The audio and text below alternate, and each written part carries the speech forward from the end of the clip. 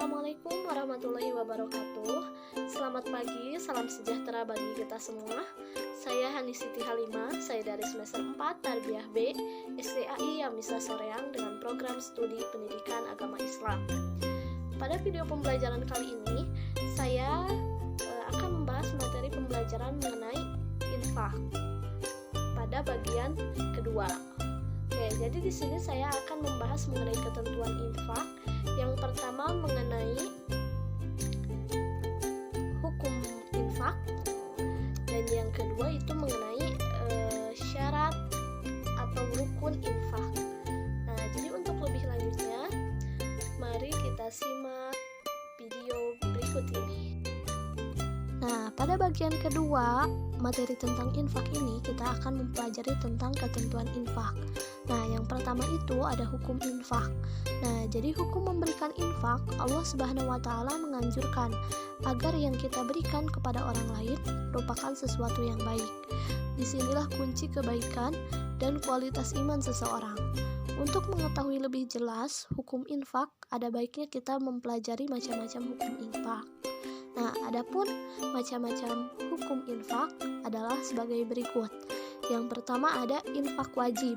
Nah, jadi infak wajib ini berarti hukumnya wajib ya untuk mengeluarkannya, seperti membayar zakat, membayar mahar pengantin, menafkahi istri, dan menafkahi istri yang ditalak dan masih dalam waktu iddah. Yang kedua itu ada infak sunnah. Nah, jadi infak sunnah itu berarti hukumnya sunnah ya.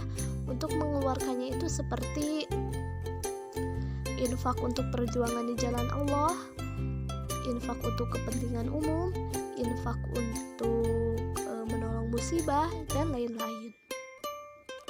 Yang ketiga itu ada infak mubah. Nah, jadi infak mubah itu berarti hukumnya mubah untuk mengeluarkannya seperti hadiah, hibah, dan lain-lain. Dan yang keempat itu ada infak haram. Nah, jadi infak haram itu berarti hukumnya udah mutlak ya, haram atau tidak boleh dilaksanakan. Nah, untuk mengeluarkannya itu seperti yang pertama itu infaknya orang non-muslim untuk menghalangi syiar Islam, dan infak bukan karena Allah Subhanahu wa taala.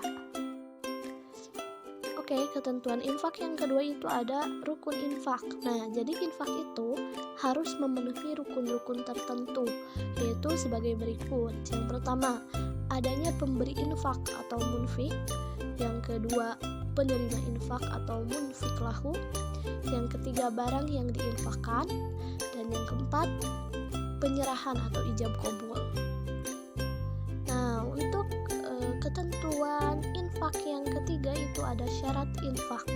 Yang pertama itu ada syarat infak untuk munfik. Nah, syaratnya itu yang pertama orang yang memiliki harta berlebih. Yang kedua, ikhlas karena Allah. Yang ketiga, tidak menyebut infak yang tidak diberikan. Dan yang keempat, tidak menyakiti orang yang menerimanya. Nah, untuk yang kedua itu syarat barang yang diinfakkan. Yang pertama itu harta yang boleh ditasyarufkan atau dibelanjakan. Yang kedua terpilih. Yang ketiga harta yang diperjualbelikan. Yang keempat orang yang sah pemiliknya. Dan yang kelima sah menerimanya. Dan yang keenam tanpa adanya pengganti. Oke, mungkin dicukupkan sekian video pembelajaran mengenai infak pada bagian kedua ini. Untuk pembahasan materi selanjutnya mengenai infak akan dibahas pada video pembelajaran selanjutnya.